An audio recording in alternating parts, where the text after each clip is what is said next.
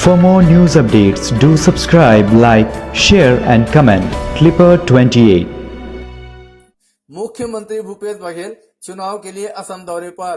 पूर्व मुख्यमंत्री डॉक्टर रमन सिंह ने असम की जनता को यहीं से सचेत किया।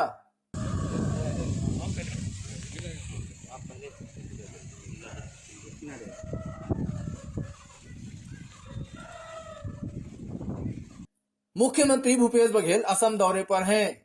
उन्होंने असम की जनता से दावा किया है कि असम में कांग्रेस की सरकार बनेगी और 5 गारंटी को पूरा करेगी। आसाम में सिंडिकेट की सरकार चल रही है। कोयला तस्करी सिंडिकेट, रेत सिंडिकेट, सुपारी सिंडिकेट, गिट्टी सिंडिकेट, गोवंश तस्करी सिंडिकेट। ये सरकार इन सिंडिकेटों को बचाने का काम कर रही है। आपसे जो वादा किया था उसे एक भी पूरा नहीं किया। चाहे टी वर्कर्स को वेजेस देने की बात हो, चाहे ब्रह्मपुत्र में दोनों तरफ एक्सप्रेस हाईवे बनाने की बात हो, चाहे बांग्लादेश की सीमा सील करने की बात हो, एक भी वादा यहां पूरा नहीं किया। न ही बेरोजगारों को नौकरी देने का जो वादा किया था उसे भी पूरा नहीं किया। आइए आसाम में कांग्रेस की गठबंधन की सरकार बनाइए। राहुल जी और प्रियंका जी ने आपसे 5 वादे किए हैं, उसे पूरा करेंगे। पहला, टी वर्कर को 365 रुपया वेजेस देने की बात, CAA किसी कीमत में लागू नहीं करने की बात। तीसरा,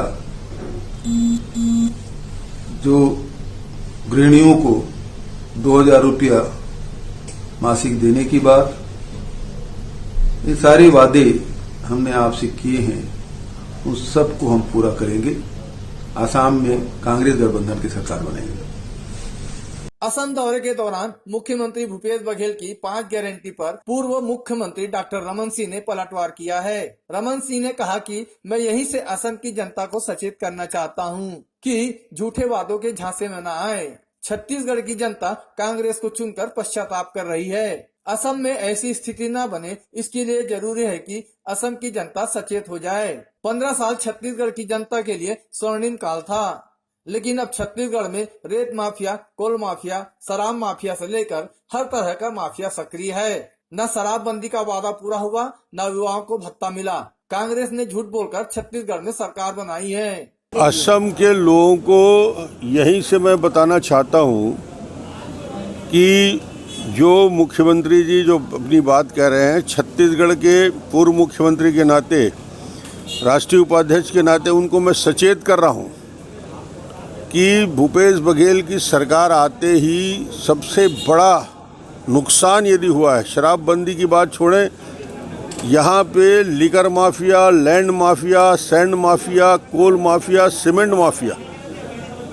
यदि असम को बचाना है तो ऐसे लोगों के वादे से दूर रहना चाहिए। जहाँ रेत की नदियाँ बेची जा रही हैं, जहाँ नदियों की दिशा डाइवर्ट हो रहा है, जहाँ रेत का रेत महानदी, शिवनाथ, अरपा, पैरी पूरा बेच दिया गया है। शराब के गुंडे और ठेकेदार रेत को वहाँ पे बेच रहे हैं और लठैत बनकर शराब वसूली हो रही है। कोई आदमी एक गाड़ी भी रेत ले जाए तो उसके घर में घुस के पैसा वसूल कर रहे हैं। शराब सरकारी दुकान में अवैध शराब 30% बिक रहा है।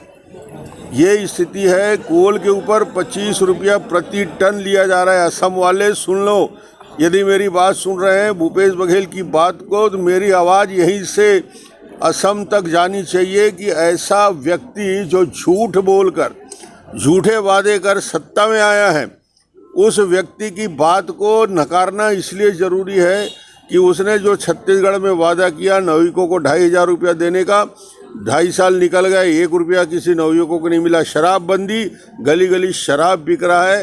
कानून व्यवस्था की स्थिति, 2 साल का बोनस नहीं मिला है। अरे भूपेश बघेल के विधानसभा क्षेत्र में सामूहिक आत्महत्या, 5 लोगों की आत्महत्या बठेना में हुआ। अब तो किसान आत्महत्या कर रहा है परिवार के साथ।